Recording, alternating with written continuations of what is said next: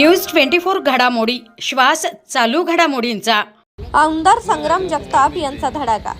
पोलिसांसाठी 320 नवीन फ्लॅट, 115 कोटींची ऐतिहासिक मंजुरी।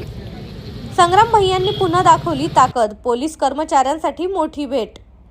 अहिल्यानगरच्या पोलीस वसाहतीची दयनीय अवस्था पाहून आमदार संग्राम जगताप यांनी हा प्रश्न थेट मुख्यमंत्र्यांपर्यंत नेला आणि अखेर तब्बल 115 कोटींचा निधी मंजूर करून घेतला।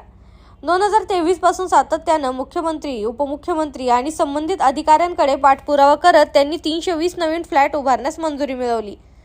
महाराष्ट्र पोलीस गृहनिर्माण व कल्याण महामंडळाने अधिकृत वर्क ऑर्डर काढली असून लवकरच नवीन वसाहत उभी राहणार आहे।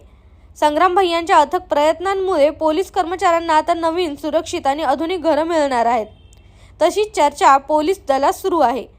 या निर्णयामुळे पोलीस अधिकारी आणि त्यांच्या कुटुंबियांना मोठा दिलासा मिळणार आहे। याच्यामध्ये बरेच वर्ष याचा पाठपुरावा आमच्या वतीनं सुरू होता।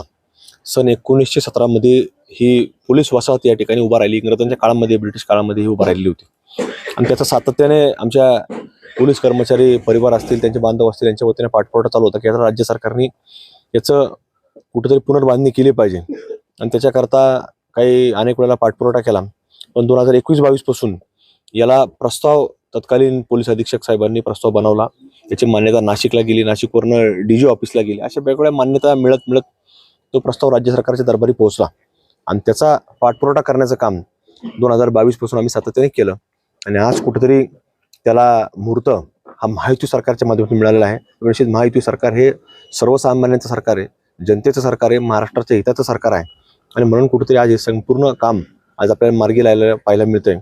याच्यामध्ये आपण जर पाहिलं तर तालुका स्तरावरती असे पोलिसांचे घरकुल झाले होते की जिथे पोलीस वसाहत तयार झालेले आहेत, पण शहर हे जिल्ह्याचं ठिकाण असताना देखील हा कुठेतरी अभाव आपल्याकडे पाहायला मिळत होता। तिथे दुर्दैवी प्रकार देखील काही 2019 मध्ये घडले, त्याच्या अगोदरही घडलेले आहेत।